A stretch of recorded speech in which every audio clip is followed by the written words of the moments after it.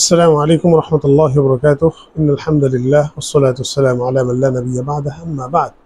প্রিয় দর্শক, আবার আপনাদের সামনে হাজির হলাম পবিত্র মাহে রমজানের ধারাবাহিক আয়োজন প্রতিদিনের তারাবির আলোচনা নিয়ে।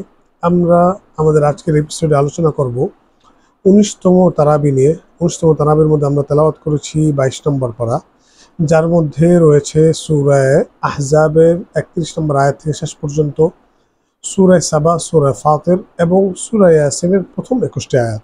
তো চলুন দেখে আসা যাক যে আমরা আমাদের আজকের তেলাওয়াতের মধ্যে হতে শিক্ষণীয় হিসাবে কি কি গ্রহণ করতে পারি এবং বিশেষ কি কি আমল করতে পারি।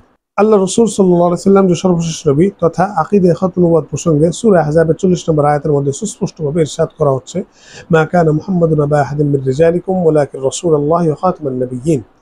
তো এই ক্ষেত্রে আমাদের উপর করণীয় হচ্ছে, এক নম্বর করণীয় হচ্ছে যে এই আকীদাকে বিশ্বাস করা।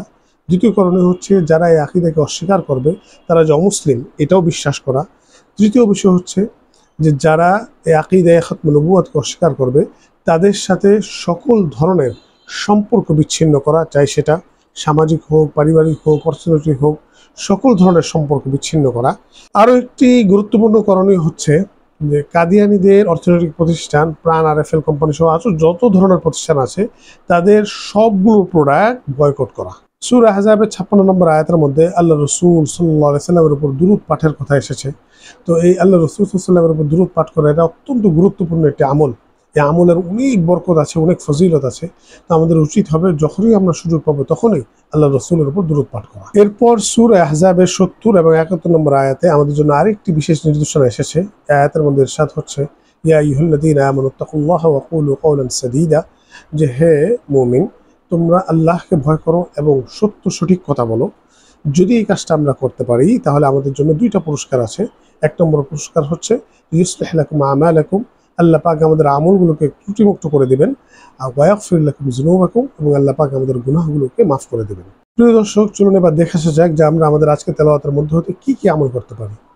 এক নম্বর যে আমলটা আমরা করতে পারি তা হচ্ছে সূরা সাবা যদি আমরা লিখে আমাদের সাথে রাখি তাহলে আল্লাহ পাক এই সূরার বদৌলতে, সূরার বরকতে আমাদেরকে হিংস্র প্রাণীর আক্রমণ থেকে এবং নানান ধরনের বিপদ আপদ থেকে হেফাজত করবেন ইনশাআল্লাহ। দ্বিতীয় যে আমলটা আমরা করতে পারি তা হচ্ছে সূরা ফাতির লিখে যদি পশুর গলায় ঝুলিয়ে রাখা হয় তাহলে আল্লাহ পাক ওই পশুগুলোকে নানান ধরনের যে বালা মুসিবত আছে এগুলো থেকে হেফাজত করবেন ইনশাআল্লাহ।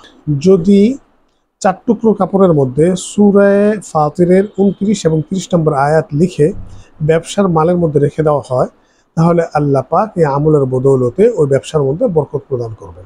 প্রিয় দর্শক, এছাড়াও সূরা ইয়াসিনের অনেকগুলো ফজিলত আছে, অনেকগুলো আমল আছে। আমরা ইনশাআল্লাহ আগামী এপিসোডে সূরা ইয়াসিন সম্পর্কে আলোচনা করব। তো আজ এইটুকুই, আগামীতে আবার দেখা হবে, কথা হবে। সে পর্যন্ত খোদা হাফেজ। আসসালামু আলাইকুম ওয়া রাহমাতুল্লাহি ওয়া বারাকাতুহু।